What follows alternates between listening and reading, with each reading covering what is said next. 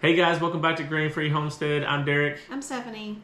And today we're going to do a video, kind of like an update or a part 2 of a video we did a little over a year ago where we went and we showed the process of buying a whole cow or a whole beef, however you want to say it. And we just walked you through the process. We showed you kind of how we do it and hopefully to give you all some ideas and just helps you all. It got a whole lot of questions. Mm-hmm. It got a whole lot of just people just wanting to know like how just different topics, different things about the process. So today we're going to go through and we got some of the main questions that we were asked, and we're just going to answer those. We're going to try and make it a little bit simpler. That video was one of our first videos that we did, and we had some editing, we had wind, mm-hmm. we had a lot of people complaining about the wind. So we did it inside where you can hear us, and hopefully this video helps answer any of the questions you have after watching the first one.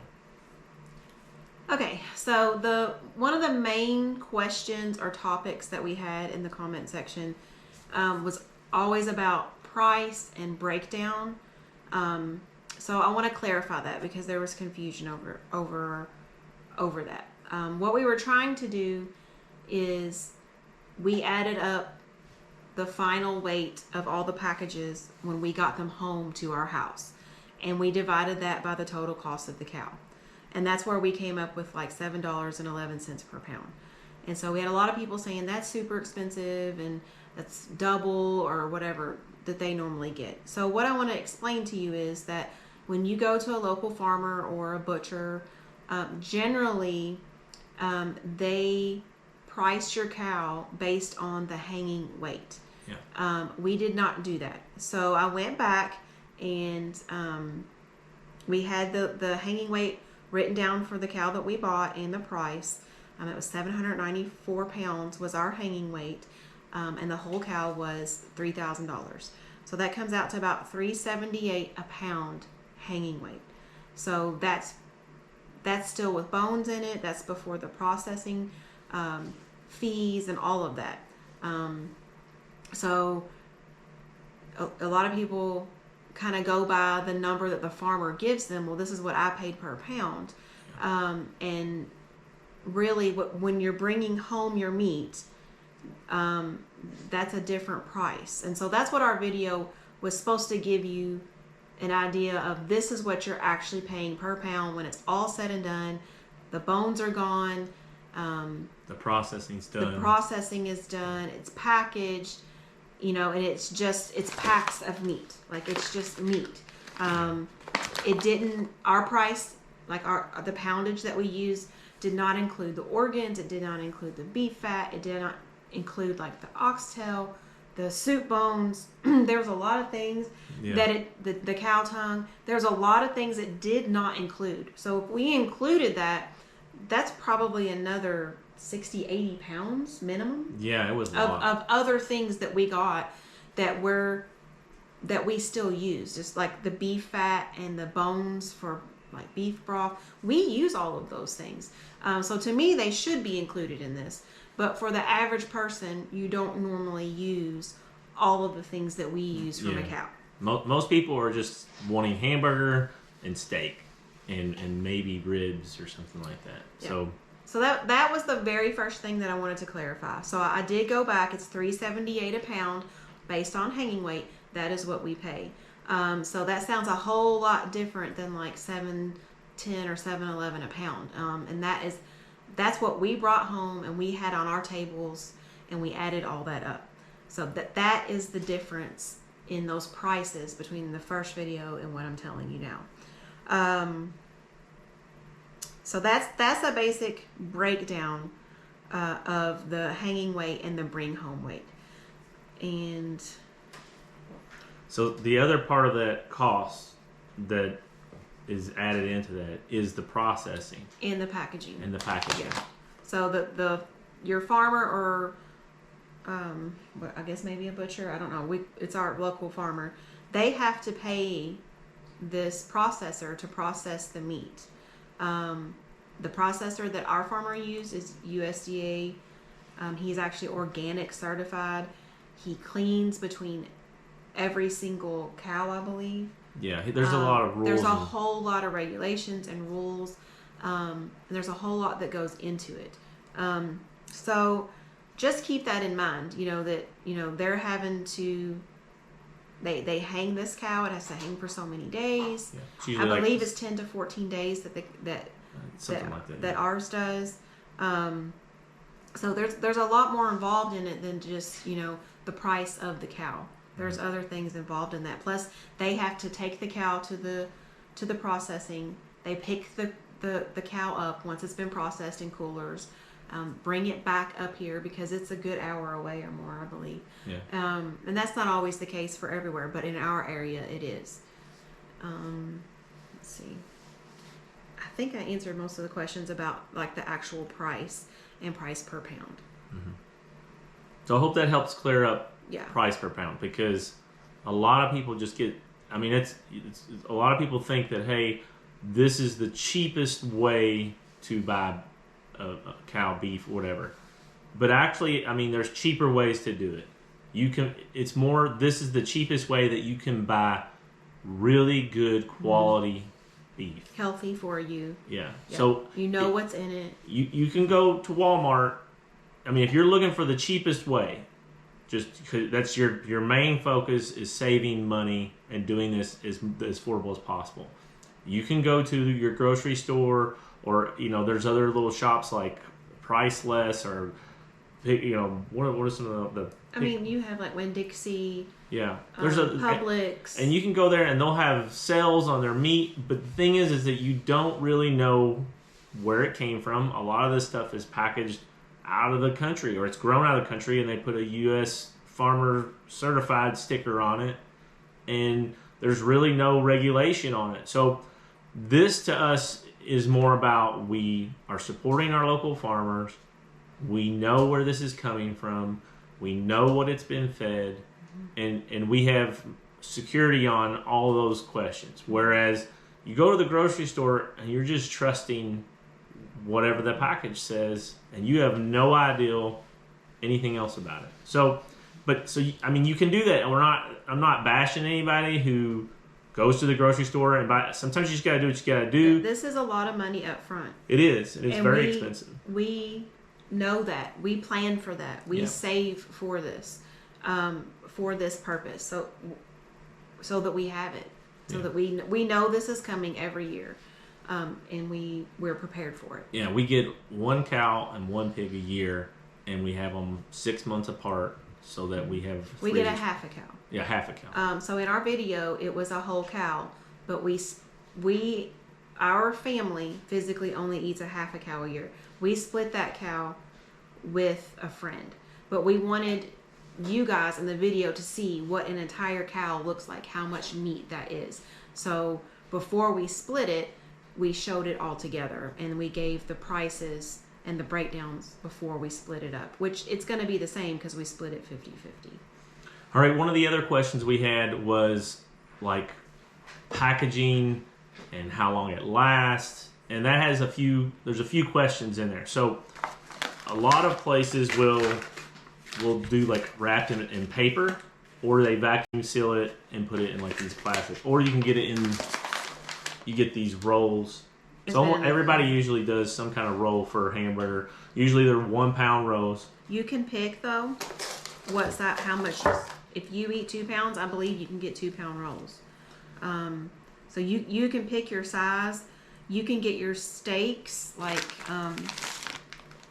this is ribeye, and I have them 2 a pack. But you can pick. If you only want one, they'll just package 1. If you want 4, they'll do 4. And from everything that I've ever seen from our end, it doesn't. The cost isn't any different. You would think that it would be if they're using a whole lot more of the plastic or whatever, but cost has never been an issue. We just generally have a process of we get 2 per, which is it's a little over 2 pounds is what this one is. So that way, just in case the kids aren't here and they're not eating, if we're going to have steaks, we can lay out 1 pack, or maybe the kids are going to have hamburgers and we're going to have steaks. That way I can work with, and I'm not always having big packages of the steaks. I think that the butcher has a set price per if you, one cow. It does change though if you get something unusual, like if you get organs mixed into the hamburger, because then he has more clean process. It kind of changes some of the work he has to do. So if you do get it in paper, you do the meat is wrapped in paper. Know this: it is not going to last as long in the freezer. It will get freezer burnt faster than it will if it's vacuum sealed. I've had these. We've had cuts of meat when they're vacuum sealed, and as long as there isn't any holes or anything, as long as it's still vacuum sealed really good, up to 2 years, and we've never had any issues. Yeah, I've never had a bad steak. We've been buying cows and hogs from them for probably 7 years, I think so. and I've never had anything bad or taste bad with Even it. occasionally, like say something gets stuck in the bottom of the freezer or in the back, Yeah. and I find it, and I think we've had like 2 or 3 year old hamburger meat, and it was great. It was fine. You would never know. You wouldn't know. So a lot of people say, how long does this last for your family? So our family is a family of 5. We usually each eat probably about a pound of beef a week, something like that. So it depends. Generally, we make 2 pounds at a time. So when we cook, whatever it is, it's 2 rolls at a time for us. Yeah. So if we're making tacos, we will thaw out 2 of these, and then we'll eat beef probably. Everybody was like, "You all must eat beef every day." We eat beef twice a week. Twice a week.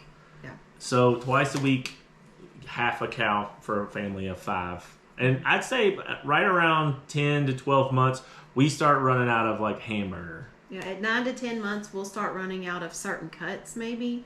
But overall, the cow pretty much lasts us up right at about a year. Yeah, it's timed out pretty perfect, Yeah. just the way. But your schedule might be different. You may be on a carnivore diet, and you might need a whole cow for a year. And so it's just I'm just trying to give you an ideal twice a week, 5 pound or a pound of beef per person.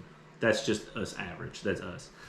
And then other people were asking, how long does the meat last? And that kind of goes into whether or not it's wrapped in paper or if it's sealed in plastic. And like, I think you'll get it wrapped in paper. I think we've had it like that before. And right at about a year, you need to eat it, or give it away or do something with it, because if it is longer than a year wrapped in paper, we used a different processor before, a different farm years ago, and I could tell a difference in the taste. And you can tell when it starts to get freezer burnt. Yeah, or it started to taste like the freezer, the other stuff in the freezer. Whereas I don't notice it with the vacuum sealed. Now we keep most of our meat in a deep freeze, and I do think that matters because the temperature doesn't change very much in a deep freeze like it does in your normal kitchen freezer. So if you're keeping a lot of your meat in your normal kitchen freezer, that freezer is constantly being opened and closed, and the temperature changes a lot more, and that causes the meat in that freezer to not last as long because it builds up ice and frost inside the packaging, and that's what causes freezer burn. So as long as it's in a deep freeze, I believe it'll last up to 2 years if it's vacuum sealed. Yeah, and there's other ways to actually store some of the meat. You can actually can. I've seen people can hamburger patties, or like stew meat. Stew meat, yeah. Or even hamburger. I've seen like ground hamburger canned. Yeah. I personally do not prefer to do that with the meat that I have. If I was going to can something, it would be stew meat probably. So it makes the quality of the meat not taste I as feel good. like it's not as good. I would rather cook it as I need it. With the exception being what you're getting ready to discuss, the other option. So it's kind of a newer thing. A lot of homesteaders are really starting to use these a lot more. They become a lot more popular, and that's a freeze dryer. And the freeze dryer, it changes the meat a little bit. Like you can't really do like a hamburger patty, but you can do hamburger meat. We actually have freeze dried, like we cooked tacos and we had leftovers, or we made extra, and then we freeze dried it. It's already cooked. It's seasoned. All we have to do is. So all you have to do is put some water on it and heat it up, and it's good. And what's really neat about the freeze dryer is, so you get like 2 years out of your freezer. You can get like a year if you can it, but freeze dried meat is crazy because you can get like 20 years out of it. And a lot of people are just like, what do you? It pulls all the moisture out and it freeze dries it to where, I don't know if you've ever been outside when it's really, really cold and it's dry. There's no moisture in the air. It gets to like negative 20 or 30, I think, inside the freeze dryer. And you do have to package it in a specific way. It has to be airtight. It has to be a Mylar bag. Mylar bag. Can't be like one of these bags you can see in. You can do it in one of these types of clear bag. It's just that's more like a 5 to 7 year lifespan, whereas the Mylar bags are the 20 to 25 year lifespan. So if you're looking for a really, really long term, and then this goes for a lot of different things that you can use in the freeze dryer, from eggs to fruit, but you can get 20 years out of it, and that is something that's really, really exciting and really neat to be able to say, hey, I have a ton of food right now, I need to save it. If I put it in the freezer, I only got a year or two, but if you freeze dry it, you got 20 years. And from everything I've had out of the freeze dryer, there's a few things, but like with hamburger meat, we've had tacos, we've had eggs. We do plain hamburger meat, like not seasoned, and then we can use it for whatever we would like. We can use it for chili, we can use it for spaghetti, we can use anything that you would use ground meat for. I really, really like the hamburger meat in the freeze dryer, because if I need freezer room, or I don't know, if there was an outage, I know that we have so much of this meat tucked away, freeze dried, that isn't going to be affected by and it no tastes, electricity. It tastes really good. It does. Can't tell. Yeah. I mean, I can't imagine eating 20-year-old meat, but everything I've had has been really good. So it's an option. Think about it maybe, but they are expensive. It may not be an option for everybody.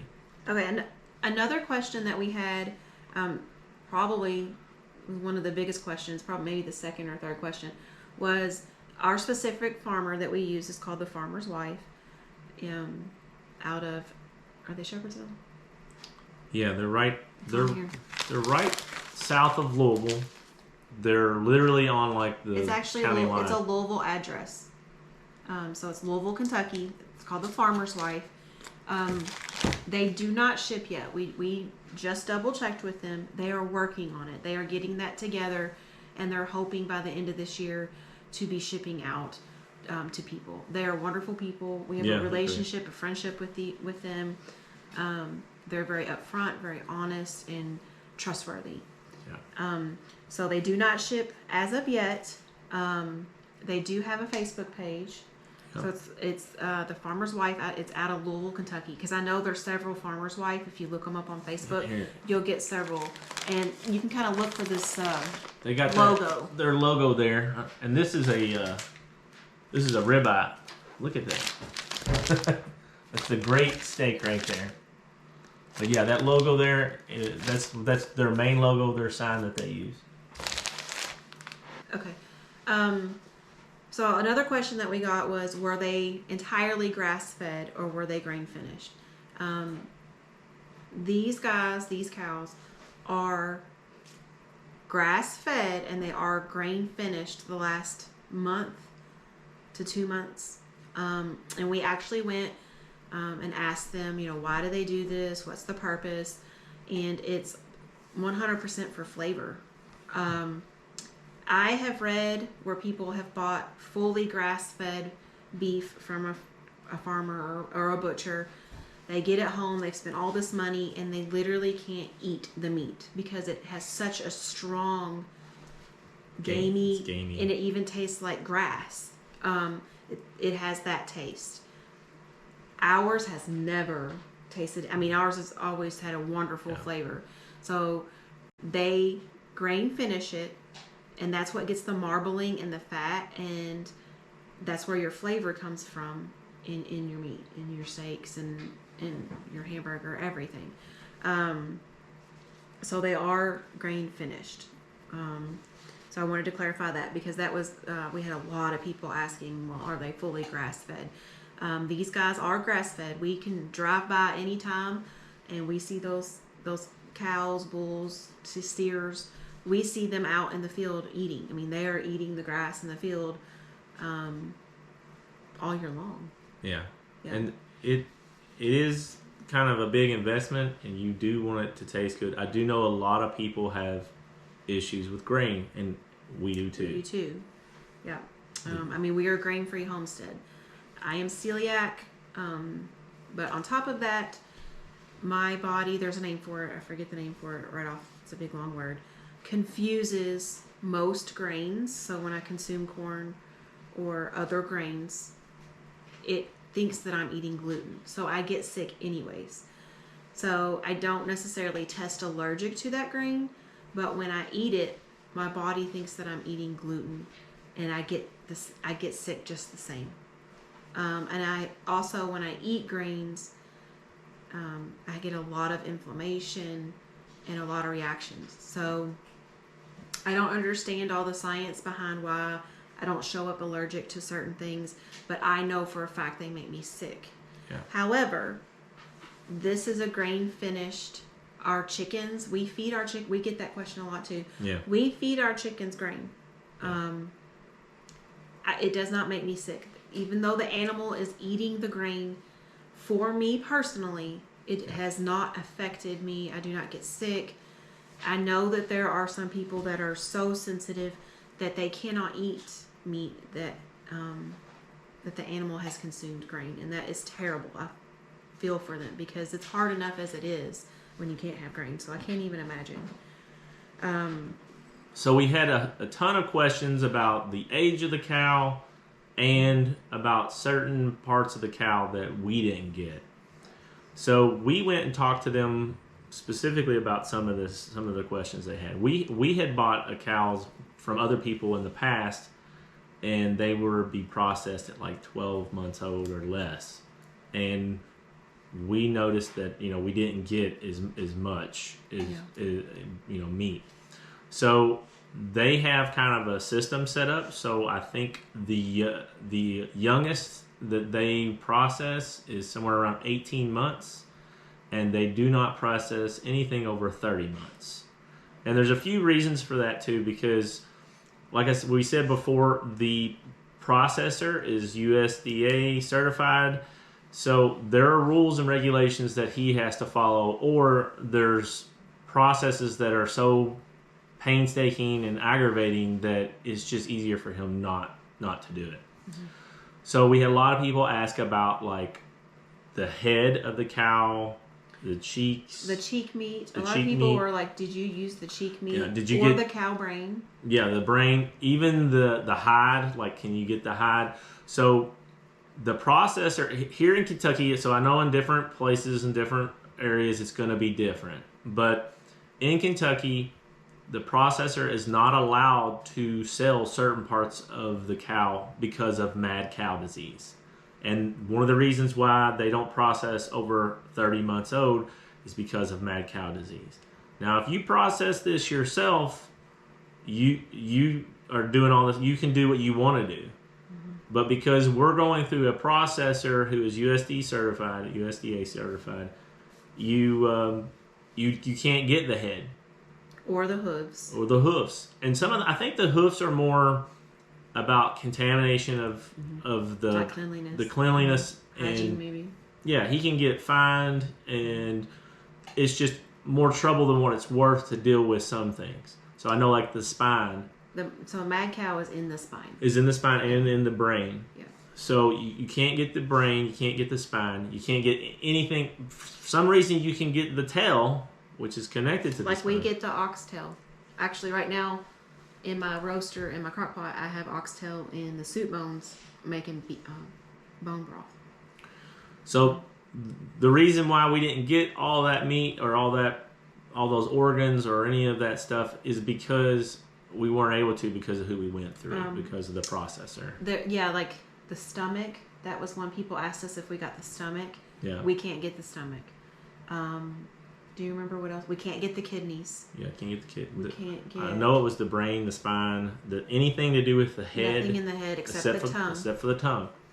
So, if you want those cuts of meat and you're going to go through a process, you need to, or I guess it's not. If you want those parts, you need to maybe talk to a processor or your farmer, and it may be something that you just do on your own, or you know someone who can process a cow for you. So that's why we didn't get there were certain things that we didn't get. There's certain things that we couldn't get. We get everything that we can get. Yeah. We ask for everything. And believe it or not, in our area or where we're at, we're kind of not the norm. Yeah, we're not. Most people don't get the beef fat or the bones or the tongue or the liver. We can get the liver. Most people don't get any of that. Yeah. When we tell people, I know a lot of people online were telling us about the cow tongue. I mean, it's like the greatest piece of meat on the cow.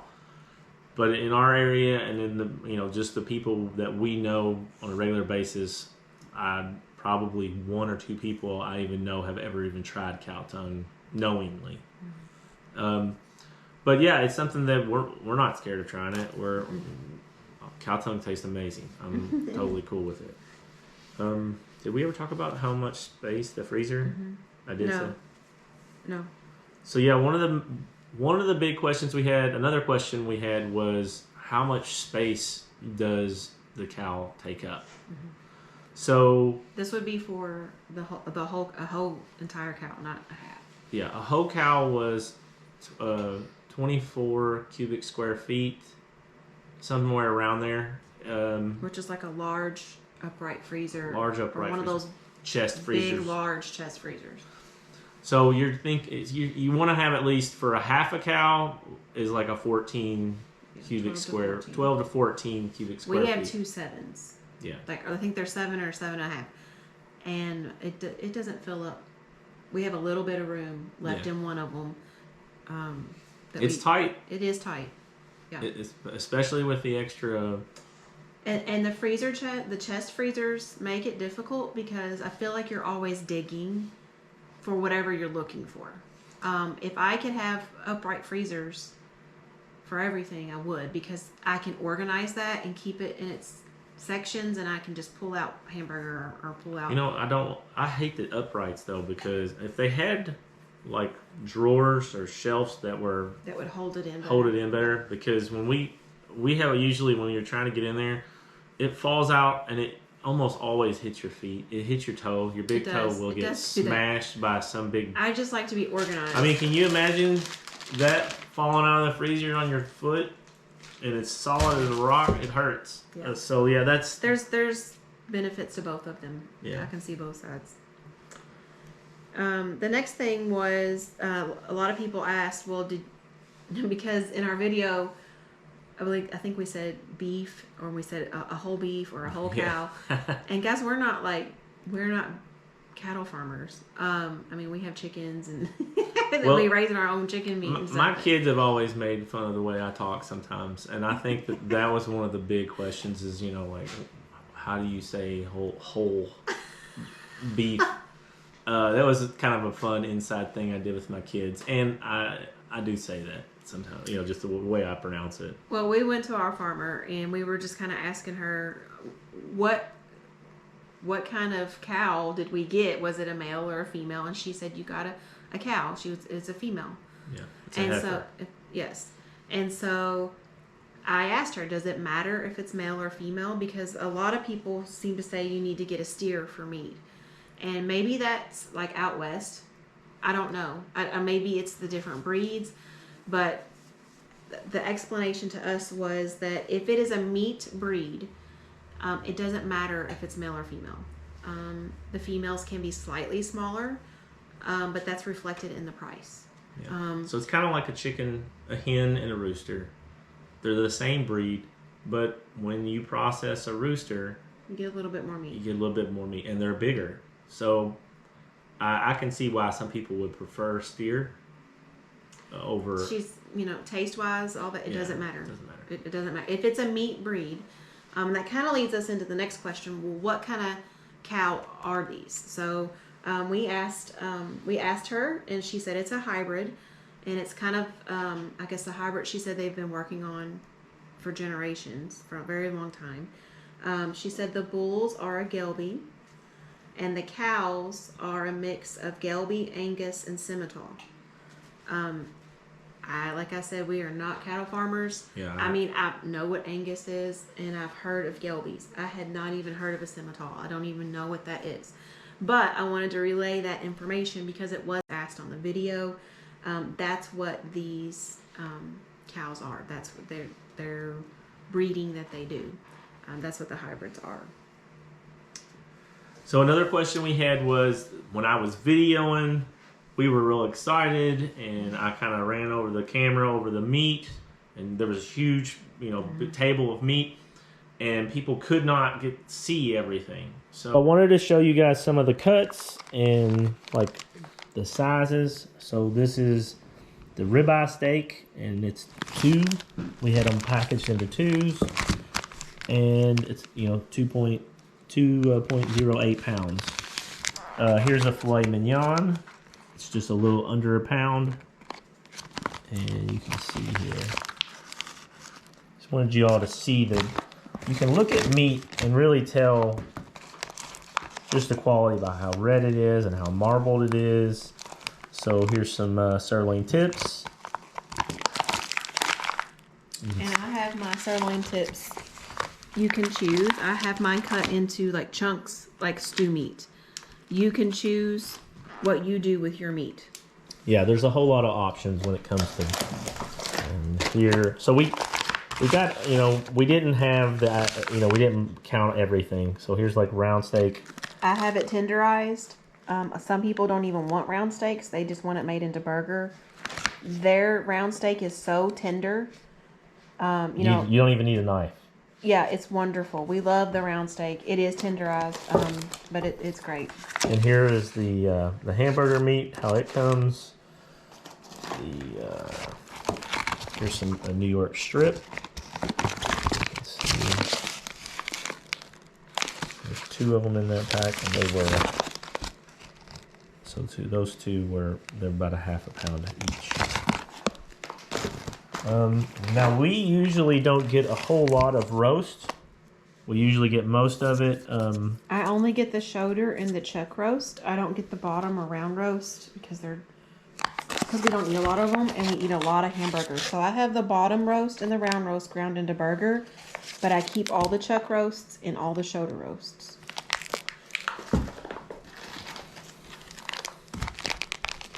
Here's the T-bone. It's been out for a minute. It's starting to fog up. Yeah, it's starting to fog up a little bit from... It's 2.26 pounds, but I don't know if I see it. Yeah, there you go. So that's there's my hand. Yeah, it's a good size. Those are great. They taste amazing. I can't eat. So we had a lot of questions about the brisket. So when we told everybody what we got, we were like, we got 6 briskets, and we split them with our friends. So we each got 3. Well, a lot of people are like, how did you do that? Because a cow only has 2 briskets. There's 1 on each side. The brisket is about 15 pounds. And what we did is they cut it up into 3 pieces. So you get a little over 5 pounds per brisket. So, I can't eat a 15-pound brisket at one time. So this works really good for us because I just put this in the smoker, and we get a meal, 2 meals out of this for our family of 5. So that I wanted to show you all that this isn't just one whole brisket. This is actually a third of one brisket. And so we have bought another cow since here, I'll tell you. Yeah, the cow in the original video is already gone. It's been eaten. So the cow that you saw in the first video is gone. We've eaten it. And since then, back in October, we bought another cow. So we had a lot of soup bones, and we had a lot of short ribs that we had cut up, and we really couldn't figure out a good way to use them. It's just something that just didn't work out very good for us. So she recommended that we do dino bones, which sounds amazing, and it is. So this is the dino bones. These are the short ribs, and it's just faux short ribs. This looks like something off of the Flintstones. I'm super excited about trying these. These are actually, they're bagged a little different because they're so big. It's so big, this one actually got a hole in it.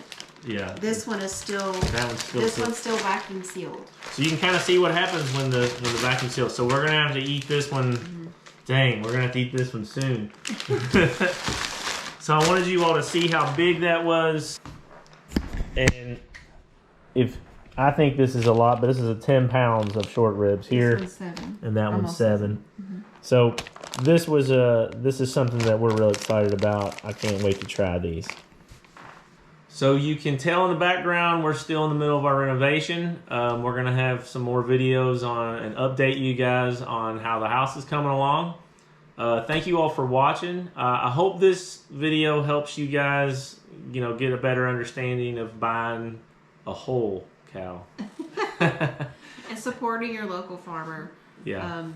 And knowing where your meat comes from, trusting where it comes from, and helping your community because you're helping your local farmer. And I know for us personally to know that this isn't just going to some big corporation. This is going to a family that we know. It does matter. It does. And that's just part of the whole reason why we started homesteading. Right. It's to help us eat healthier and to give us better options on what we eat and to be more aware of what we eat. And also to help our local community. I mean, there's a farm down the road that sells stuff, and yeah, I mean it's going to be a little bit more expensive, but to me it's worth it to pay a little bit more. And I know some of you are like, I can get this roll of hamburger for $2.99 at Walmart. I get it. If you do what you got to do, but if you can support your local farm, pay a little bit more. Yeah. Then I will say this. When I have all this meat here in the freezer and I have all the things that I've canned and all the things from our garden frozen or fresh things from the garden, I am not making trips to the grocery store like I would if I didn't have all this meat stored. So it doesn't matter. Anytime you go to the grocery store and if you just have to pick up hamburger, you're probably going to pick up 2 or 3 or 4 other things with that hamburger. So in the time and the gas that you have to right. So in the long run, staying out of the grocery store is saving us money that we would be spending if we were just going after some hamburger for tacos. So you kind of have to look at it from all the different angles as well. Yeah. Well, guys, I hope you enjoyed the video. Thank you all for watching. We really appreciate you guys. We really hope this video helps you all. And let us know in the comments what you all think. If maybe there's something that maybe you get a better deal, and or maybe you process your own. We love hearing people talk about how they do it. And, or maybe you have more questions that we didn't answer. And we can go back and do this again if you have more questions. Yeah. But it's also good too it helps encourage the other people who are reading the comments to say, these people they process their own cow. I can learn how to do that. So yeah, please share with us in the comments, like, share, all that kind of stuff. And we appreciate you guys. You guys have a blessed day and a blessed week, and thank you all for watching. God bless.